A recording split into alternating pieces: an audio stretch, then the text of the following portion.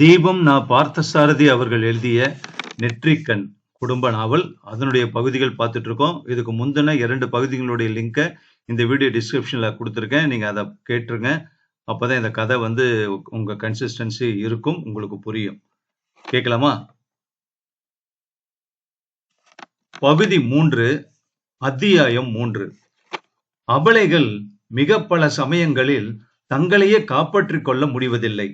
அவ்வாறு இருக்கும்போது அவர்கள் தங்கள் வார்த்தைகளை காப்பாற்றுவது எப்படி? செவியில் ஏற்ற செய்தியின் பரபரப்பு அடங்க சில வினாடிகள் ஆயின. உடல் குப்பென்று வேர்த்து ஓய்ந்தது. அவளை அங்கு எதிர்கொள்வதா அல்லது அவள் வருவதற்குள்ளேயே அங்கிருந்து புறப்பட்டு விடுவதா என்ற கேள்வியும் அந்த கேள்வியை ஒட்டிய உணர்ச்சி போராட்டமும் சுகுணனின் மனதுக்குள் மூண்டன. திடீரென்று எதையும் சிந்திக்க முடியாத ஒரு நிலை. மேஜை மேல் குவிந்திருந்த எந்த வேலைகளையும் தொடர்பாக செய்ய முடியாத உணர்ச்சிகளுடனும் தாபங்களுடனும் அவள் அங்கு வந்து தன்னை எதிர்கொள்ளப் போகிறாள் என்ற எண்ணமும், அவளை துணிவுடன் நிச்சலனமாகவும் தான் எதிர்கொள்வதா வேண்டாமா என்ற குழப்பமுமாக அந்த வினாடியில் அவன் இருந்தான். அவனை சுற்றி அவனுடைய உணர்விலோ ஞாபகத்திலோ உரைக்காமல் அந்த மிகப்பெரிய அலுவலகம் வழக்கம் போல் இயங்கிக் கொண்டிருந்தது. அலுவலகத்தின் பல்வேறு அறைகளில் ஒலிப்பதும் ஓய்வதும் மீண்டும் ஒலிப்பதுமாக டெலிபோன் மணிகள் கலீர் கலீர் என்று ஊறி சிலிர்க்கும் ஊற்று போல் கேட்டுக்கொண்டிருந்தன. வேகமாய் ஆட்கள் அங்கும் இங்குமாக மாறி மாறி நடக்கும் காலடி ஓசை ஒருபுறம், பைண்டிங் ஆகி வெளியூருக்கு பார்சல் போக வேண்டிய பத்திரிகைகள் அடுக்கப்படும் ஓசை ஒருபுறம், டயர் சக்கரங்களோடு கூடிய நீள நீளமான கட்டை வண்டிகளில் ரோட் ரோலர்களைப் போல் உருளை உருளையாக வந்து இறங்கும் நியூஸ் பிரிண்ட் பேல்கள் வண்டிகளில் இருந்து கீழே தள்ளப்பட்டு கொடவுனுக்குள் உருட்டிச் செல்லப்படும் சத்தம் ஒருபுறம், டீயும் காப்பியுமாக வந்து காலியானதும் கலகலக்கும் கேண்டீன் டவரா டம்ளர்களின் ஒலி ஒருபுறம். ஆனால் இவையெல்லாம் சுகுணனின் செவிகளில் வழக்கம் போன்ற போர்வையினால் மூடப்பட்ட பழைய பழகிய ஞாபகங்களாய் மறந்து போயிருந்தன.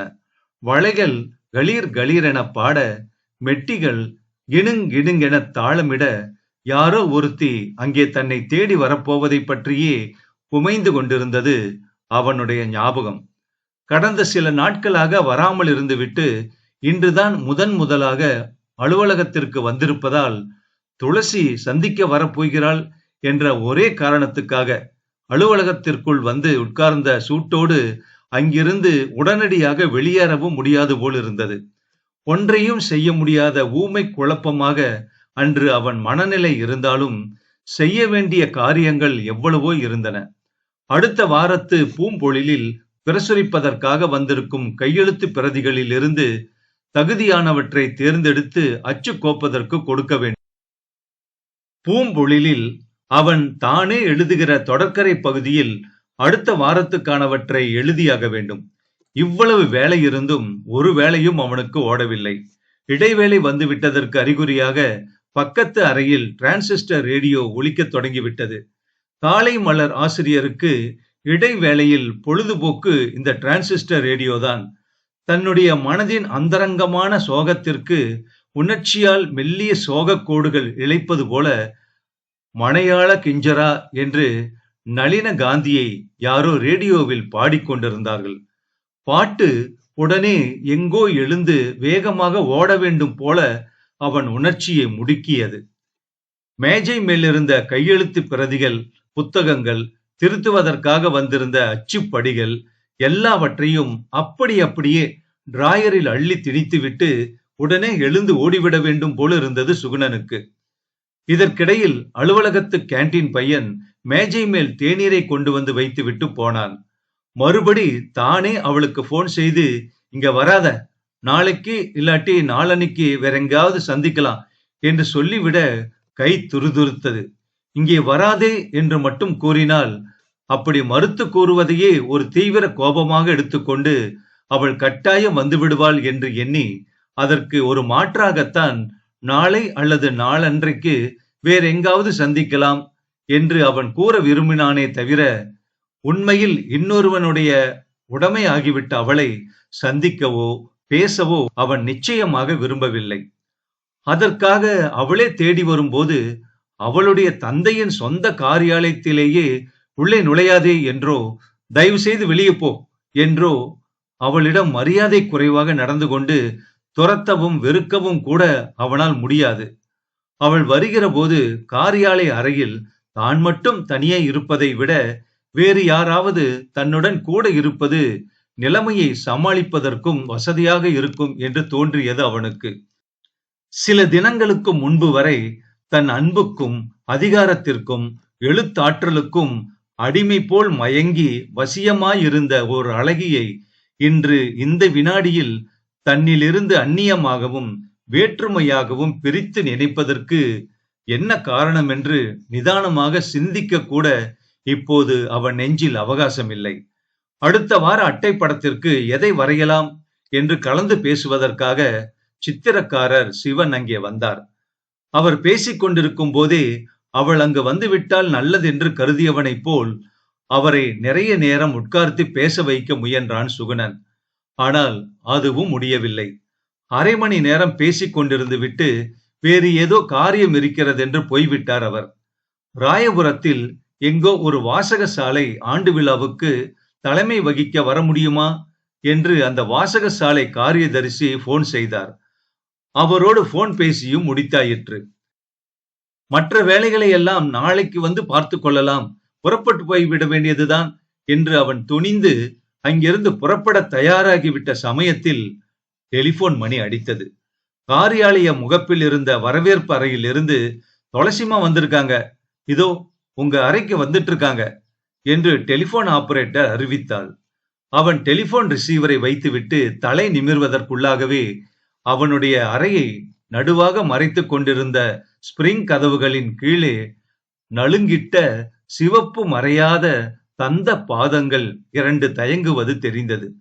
புடவையின் ஜரிகை கரைக்கு கீழே தந்த வார்ப்புகளாய் தெரிந்த அந்த பாதங்களில் அவை இப்போது வேறு யாருக்கோ சொந்தம் என்று சிவப்பு மையினால் அடிக்கோடிட்டு காட்டினார் போல நலுங்கிட்டிருந்தார்கள்.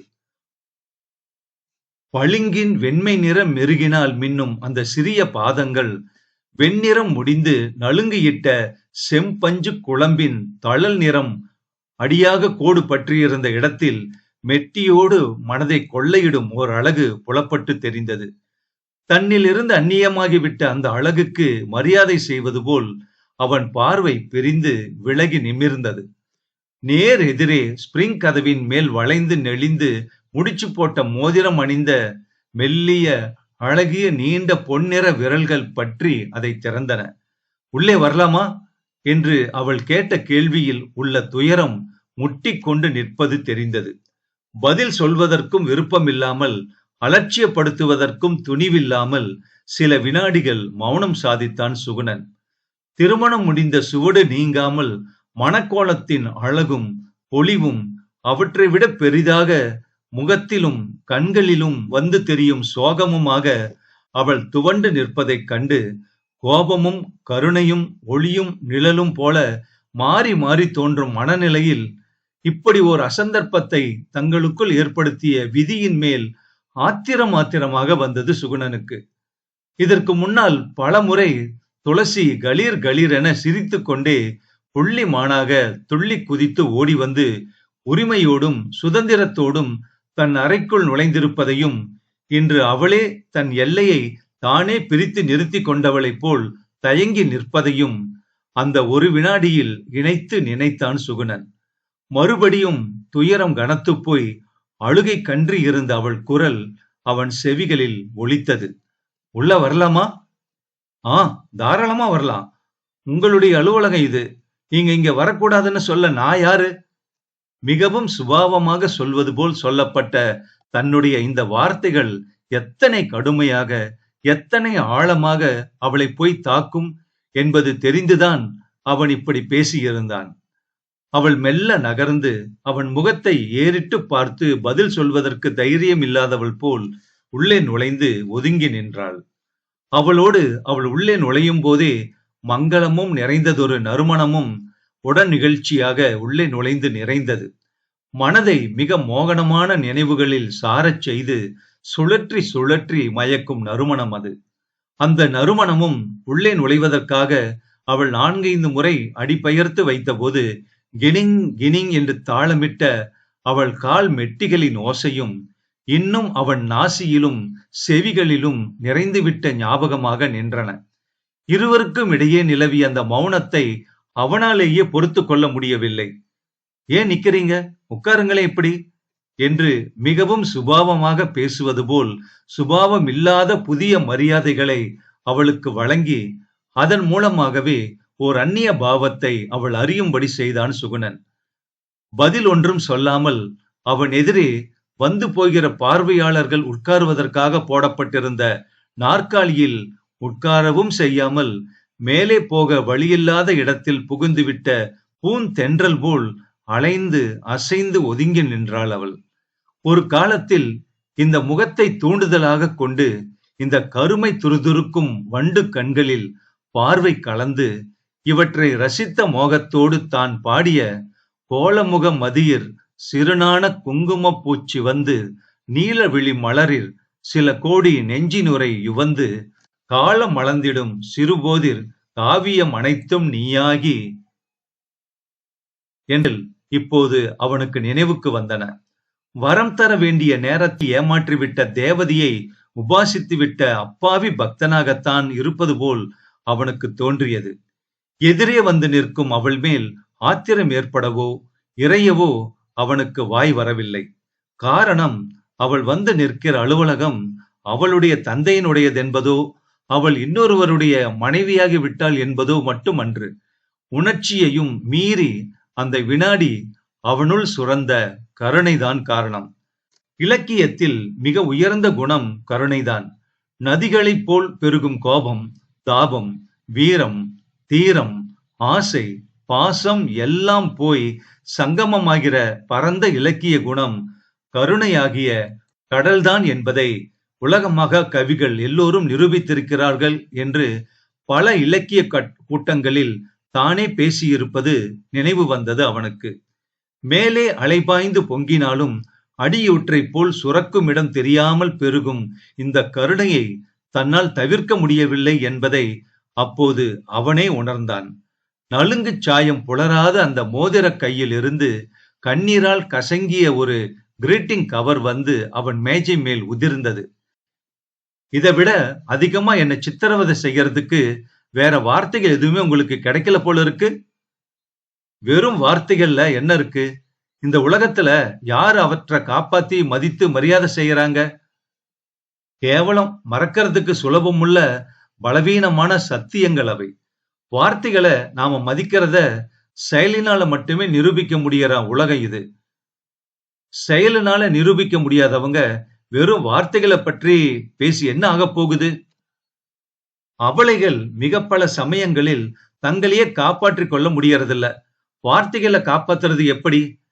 எல்லாம் தெரிந்த நீங்களே என் வேதனை புரியாம இப்படி வார்த்தைகளால என்னை வதைக்கலாமா? உங்களை வதைக்கிறதுக்கு கடைசியா எங்கிட்ட மீதி இருக்கிற ஒரே ஒரு கௌரவமான ஆயுதம் இந்த வார்த்தைகள் தான். துளசி அப்படின்னு வாய் நிறைய கூப்பிட மாட்டீங்களா? ஏன் இந்த உங்களை நீங்கள் எல்லாம் இப்படி போட்டு பேசுறீங்க? நான் என்ன பாவம் செஞ்சேன்? ஏன் இப்படி? உன் மனச கேள் துளசி. என்ன பாவம் செஞ்சேங்கிறத அது சொல்லு உனக்கு. சுகுணன் எவ்வளவோ கடுமையாக இருக்க முயன்றும் அவன் மனதுக்குள் அடியூற்றாக சுரந்த கருணை அவனை வென்றுவிட்டது இந்த முறை. உங்க மனதை கேளுங்கள் என்று தான் கடுமையாக சொல்ல நினைத்தான் அவன். ஆனால் உன் மனதை கேள் என்றுதான் சொல்ல வந்தது. அந்த ஒரு வினாடி வெற்றி அவள் மனதில் பூச்சொரிந்திருக்க வேண்டும்.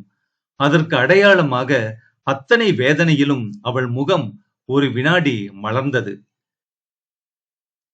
மேலே அவளிடம் ஒன்றும் பேச விரும்பாதவனைப் போல மேஜை மேல் அவள் வைத்திருந்த அந்த கிரீட்டிங் கார்டை எடுத்து பிரித்து வீரர்களின் தோள்களை அலங்கரிக்க வேண்டிய என்ற தன்னுடைய அந்த வாசகத்தை யாரோ ஒரு அந்நியன் புதிதாக படித்து பார்ப்பது போல மீண்டும் ஒரு முறை படித்துவிட்டு அதை அப்படியே 7-8 துண்டுகளாக உரையுடன் கிழித்து தனக்கு கீழே இருந்த குப்பை தொட்டியில் போட்டான் சுகுணன். அதற்காகவே காத்திருப்பவள் போல அவள் சீரத் தொடங்கினாள். எழுதிய வார்த்தைகளை கிழித்தெறிந்து விடுவது சுலபம். ஆனால் இப்போது நீங்கள் கிழிப்பதற்கு முன்பே அது உங்களுக்கு மிகவும் வேண்டிய ஒருத்தியின் மென்மையான மனதை குத்தி கிழித்திருக்கின்றதென்பதை நீங்கள் உணரப்போவதில்லை என்றாள் அவள். ஒரு இலக்கிய ஆசிரியன் என்ற முறையில் நான் நினைப்பதையும் படைப்பதையும் வெளியிட துணை நிற்கும் என் மொழியை தவிர எனக்கு வேண்டியவர்கள் யாருமில்லை. நான் இந்த வாக்கியங்களை எழுதும்போது என் மனம் எவ்வளவு புண்பட்டு எழுதினேன் என்பதுதான் எனக்கு இப்போது நினைவிருக்கிறதே ஒழிய, இது யாரை போய் சேருமோ அவர்கள் உணர்வுகளின் விளைவுகளை பற்றி நினைக்கவோ அனுமானிக்கவோ எனக்கு அவகாசமில்லை, அவசியம் கூட இல்லை என்றான் சட்டென்று. அவ்வளவு வித்தியாசமாக உங்களால் இருக்க முடியுமானால் நீங்கள் ஆபஸ்பரிக்கே வந்திருக்கலாமே. எதற்கு? உன் மனக்கோலத்தை பார்க்கத்தானே.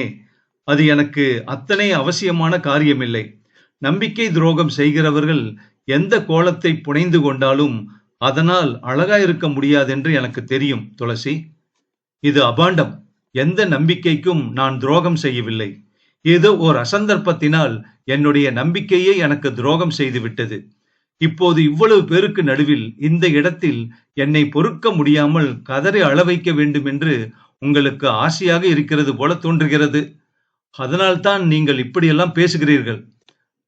தவறு. எனக்கு எந்த ஆசையும் கிடையாது.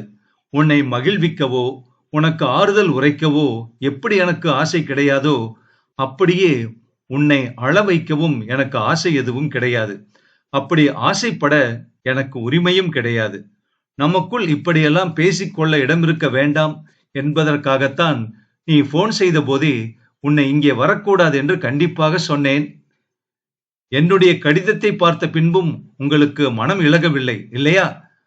உன் கடிதம் என் அறையில் போடப்பட்ட தினத்தில் நான் வெளியூருக்கு போய்விட்ட காரணத்தினால் அன்று அதை பார்க்கும் வாய்ப்பு எனக்கு இல்லை.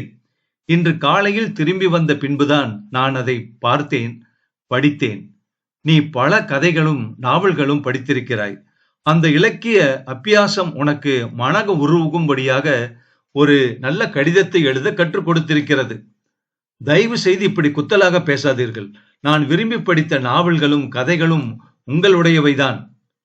அதற்காக நான் ஏதாவது நன்றி செலுத்த வேண்டும் என்று நீ எதிர்பார்க்கிறாயா துளசி? இவ்வளவு கடுமையாக கேட்டால் நான் என்ன பதில்தான் சொல்வது? ஓவென்று கதறி அழுது விடலாம். அதை கூட இங்கே செய்துவிட முடியாதே. இது உங்கள் காரியாலயம். ரசாபாசமாகிவிடும். என்னை காப்பாற்றிக் கொள்ளாவிட்டாலும் உங்களையும் உங்கள் கௌரவத்தையும் காப்பாற்ற வேண்டியது என் கடமை. காதலின் கௌரவத்தையே காப்பாற்ற தவறியவர்களால் கடமையின் கௌரவத்தை அத்தனை சுலபமாக காப்பாற்றிவிட முடியுமா என்ன? ஸ்பிரிங் கதவு அப்போது கிரீச்சிட்டது. யாரோ உள்ளே வருவதாக தோன்றவே குரலை தனித்து பேச்சை நிறுத்தினான் சுகுணன். துளசியும் கண்களை துடைத்துக் கொண்டு பதற்றத்தோடு திரும்பினாள்.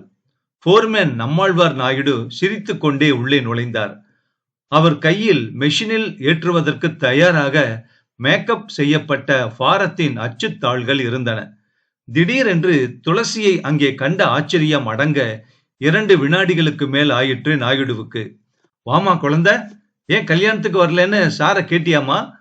அதை விட இவருக்கு வேற என்ன அப்படி தலபோற காரியம்னு கேக்குறேன். நீங்க தான் கேட்டு சொல்லணும் நாயுடு என்று துளசி செயற்கையாக சிரிக்க முயன்றாள். சுகுணன் இவர்கள் இருவரையுமே பொருட்படுத்தாதது போல் நாயுடு கொண்டு வந்திருந்த அச்சுத்தாள்களில் மூழ்கத் தொடங்கினான். அடடா, இது என்னம்மா நின்னுகிட்டே இருக்க? உட்காரு சொல்றேன். துளசி அதுவரை நின்றதை வியந்தபடி ஒரு நாற்காலியை அவள் அருகே ஒதுக்கினார் நாயுடு. பரவாயில்ல நாயுடு, நான் உட்கார போறதில்ல. உங்க சாரு நான் இங்க உட்கார்ற மாதிரி இடம் கொடுத்து பேசல. அவர் கிடக்காரு, காலையிலிருந்து ஒரு மாதிரி தான் இருக்காரு என்று பதில் சொன்னார் நாயுடு. இப்போதும் சுகுணன் தலை நிமிரவே இல்லை. உன்னுடைய கல்யாண போட்டோ வந்திருக்கு குழந்தை. சாருகிட்ட கொடுத்து சைஸ் கூட போட்டு வாங்கியாச்சு. இந்த வாரமே பூம்பொழில்ல போட போறோம். அதை கொண்டாடட்டுமா? நீ பாக்குறியா? துளசி ஒரு வினாடி தயங்கினாள். அவள் முகத்தில் மலர்ச்சி மறைந்தது. பின்பு நிதானமாக நாயுடுவிடம் கூறினாள், கொண்டாங்க நாயுடு. அதை கேட்டுவிட்டு நாயுடு ஓடினார். 5 நிமிடங்களில் நாயுடு படத்தோடு வந்தார். துளசி அதை கையில் வாங்கி வைத்துக் கொண்டாள். நான் அப்பா கிட்ட சொல்லி வேற படம் வாங்கி தரேன் நாயுடு. இது அவ்வளவு நல்லாவா இருக்கு என்று அவள் வார்த்தைகளை இழுத்தபோது, அதுக்கென்னம்மா, உன் இஷ்டப்படி செய்யி என்றார் நாயுடு. 10, 15 நிமிடங்களில் அவர் சுகுணனுடைய அறைக்கு வந்த காரியம் முடிந்துவிட்டது. அச்சுத்தாள்களோடு அவர் திரும்பி விட்டார். திரும்பி போனவர் மீண்டும் உடனே திரும்பி வந்து கதவை திறந்து, படம் நல்லதா பார்த்து உனக்கு பிடிச்சதா சீக்கிரம் அனுப்பிடு குழந்தை, இந்த வாரமே வந்தாகணும், சரியா என்று மறுபடியும் துளசியிடம் ஞாபகப்படுத்திவிட்டு போனார் நாயுடு. அவர் போன மறுகணமே சுகுணன் தன்னை கவனித்துக் கொண்டிருக்கும் போதே அவன் கண்களுக்கு முன்பாகவே அந்த புகைப்படத்தை வெறுப்போடும் ஆத்திரத்தோடும் சுக்கல் சுக்கலாக கிழித்து அவன் காலடியில் இருந்த குப்பை தொட்டியில் வீசி எறிந்தாள் துளசி. இது தப்பு துளசி, இங்க வர்ற எதையும் புரசரிக்கவோ நிராகரிக்கவோ கிழிச்செறியவோ ஆசிரியருக்குத்தான் உரிமை உண்டு என்றான் சட்டென்று. நிராகரிப்பதற்கு கூட ஒரு உரிமை வேண்டும் போல இருக்கு. அவன் பதில் சொல்லவில்லை. சுகுணனால் இதற்கு பதில் சொல்லவே முடியவில்லை. இப்போது உங்களுக்கு திருப்தி தானே? என்னுடைய திருப்தி அதிருப்திகளை இன்னொருவர் சம்பந்தப்பட்ட உணர்வுகளாக இனிமேலையும் நான் விட வேண்டிய அவசியம் இல்லை துளசி. நீ செய்யறதெல்லாம் உனக்கே நல்லா இருக்கா? பழையபடி குழந்தைத்தனமா தனியா புறப்பட்டு நீ இப்படி இங்க என்ன பார்க்க வரலாமா? வந்ததுதான் வந்த. எவ்வளவு நேரம் இப்படி இங்க தனியா விவாதிச்சுக்கிட்டு நிக்கிறது? இதோ பாரு, இது நான் காலையில உன் வீட்டுக்கு வந்து உன்னுடைய தந்தைய பார்த்து கல்யாணம் விசாரிச்சதுக்கு பின்னாடி வாங்கிக்கிட்டு வந்த தாம்பூல பை. அங்கு வந்திருந்த போது காலையில நான் ஏன் உன்னை பார்க்கல? இனிமேலையும் நாம பழகறதுக்கு எல்லை இருக்கு. அது எனக்கு புரிஞ்சிருச்சு, உனக்கும் புரியணும்.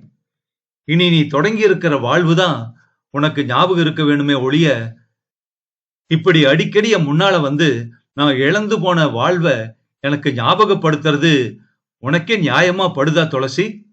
இதை சொல்லும் போது சுகுணனுக்கு குரல் உடைந்து தொண்டை கரகரத்தது. பேச்சை நிறுத்தி ஒரு கணம் நேற்று வரை செல்ல குழந்தையாக துள்ளி குதித்துவிட்டு இன்று வெளியே வாய்விட்டு குறை சொல்லவோ தூற்றவோ முடியாத ஒரு உணர்ச்சி நஷ்டத்தினால் திகைத்து போய் நிற்கும் அந்த காதல் அனாதையை பரிவோடு பார்த்தான் சுகுணன்.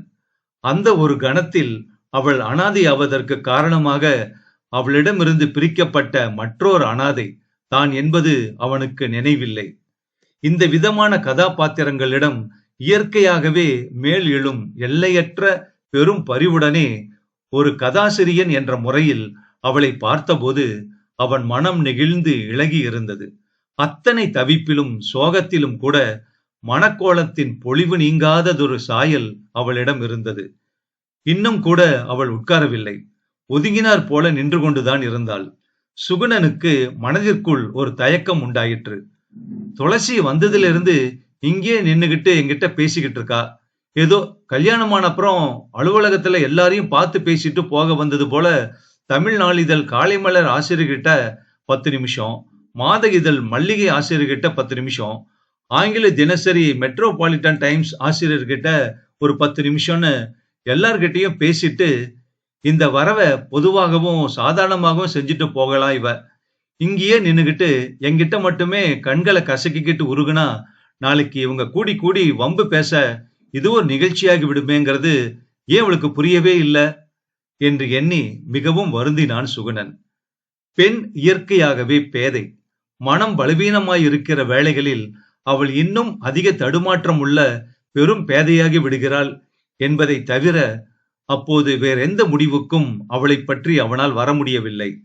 ஏற்கனவே அவன் துளசியின் திருமணத்தன்று வெளியூர் போய் விட்டதை வைத்துக் கொண்டு அதற்கு தனியாக ஏதோ ஒரு அர்த்தம் கற்பிக்க முயலுகிறவர்களைப் போல் நோட்டபிள் ஆப்சன்ஸ் என்று அவனிடமே அழைக்கின்றவர்களால் அவன் ஊர் திரும்பிய முதல் நாள் காலையிலேயே துளசி அலுவலகத்திற்கு அவனை தேடி வந்து கண்கலங்கி நின்றாள் என்பதை வலுவான செய்தி ஆதாரமாக வைத்துக்கொண்டு என்னவெல்லாமோ பேச முடியுமே. இதை நினைத்து அவன் தயங்கினான் என்றாலும் ஏதோ வேண்டாத பொருளை பிடித்து வெளியே தள்ளுவதைப் போல் துளசியை வலுவில் வெளியே அனுப்பவும் கடிந்து பேசவும் கூட அவனுக்கு துணிவில்லை. இப்படி அவன் எண்ணிக்கொண்டிருக்கும் இதே வேளையில் துளசியின் மனதிற்குள்ளும் இதே விதமான நினைவுகள் நிலவி இருந்தன போலும்.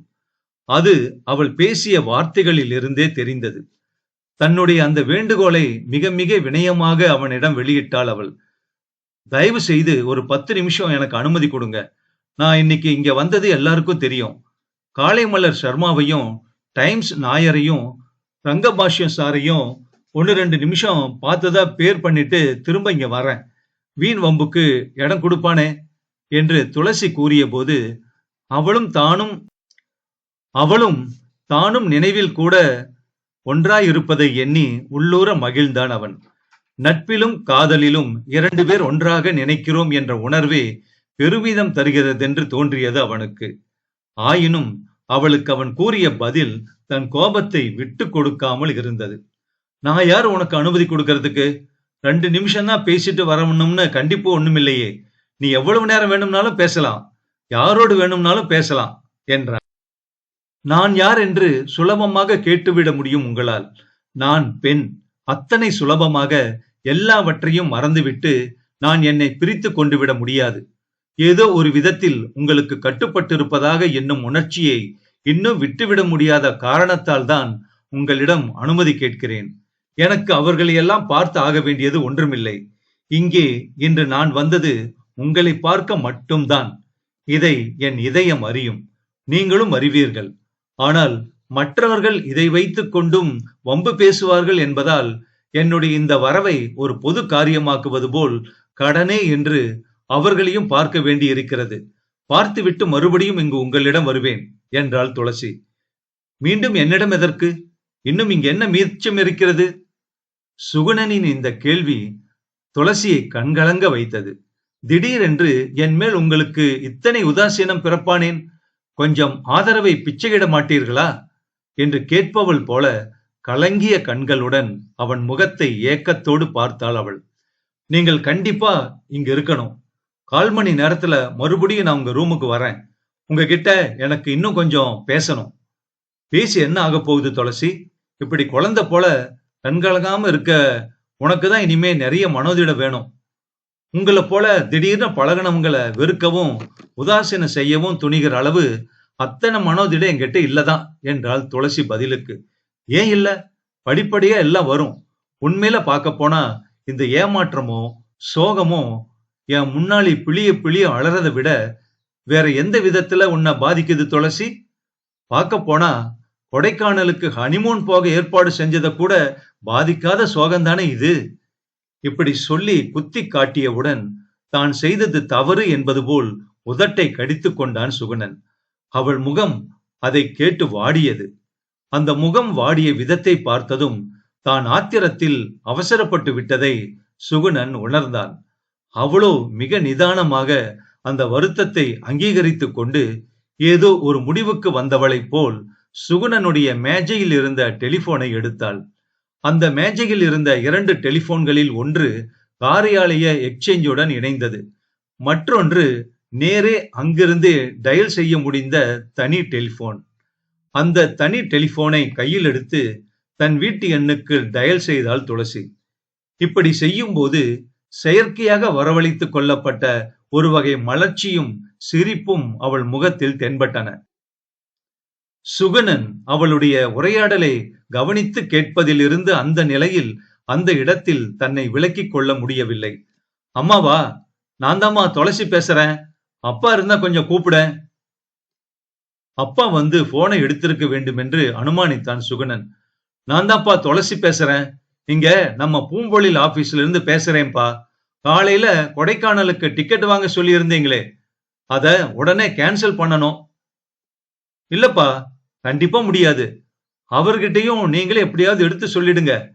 திடீர்னு உங்களை எல்லாம் விட்டுட்டு தனியா போக பிடிக்கலப்பா. எனக்கு என்னவோ போல இருக்கு. மாப்பிள்ளை கிட்டையும் பக்குவமா அவர் கோபிக்காம நீங்க தான் இதை அவர்கிட்ட சொல்லணும். பிளீஸ்பா, தயவு செஞ்சு நான் சொல்றபடியே கேளுங்கப்பா. இந்த கடைசி வார்த்தையை பேசுகிற வரை அவள் முகத்தில் இருந்த சிரிப்பும் மலர்ச்சியும் மறைந்து மறுபடி அவள் முகம் இருண்டது. துளசி போனை வைத்துவிட்டு அவன் பக்கமாக திரும்பி, இப்ப உங்களுக்கு திருப்தி தானே என்று கேட்டாள். என்னுடைய திருப்தியை பத்தி என்ன? என்னுடைய திருப்தி அதிருப்திகளை இன்னொருவர் சம்பந்தப்பட்டவைகளாக இனிமேலும் நான் விட்டுட முடியாதுன்னு தான் முன்னமே நான் சொன்னனே. சொல்லுங்க, நல்லா சொல்லுங்க. அதனால எனக்கு என்ன? உங்களுடைய திருப்தி, அதிருப்திகளை நான் இன்னும் மதிக்கிறேன். அவைகளுக்காக நான் பயப்படுறேன். அவைகளால என் மனம் பாதிக்கப்படுது. உருகி சாகரவுதானே நான். உங்களுக்கு என்ன வந்தது?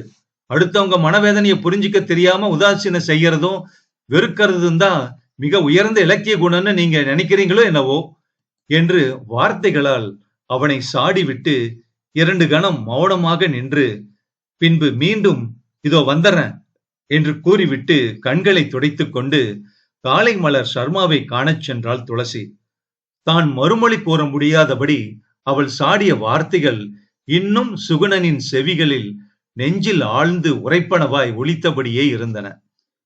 இந்த நாவல் அடுத்த பகுதியில் தொடரும்.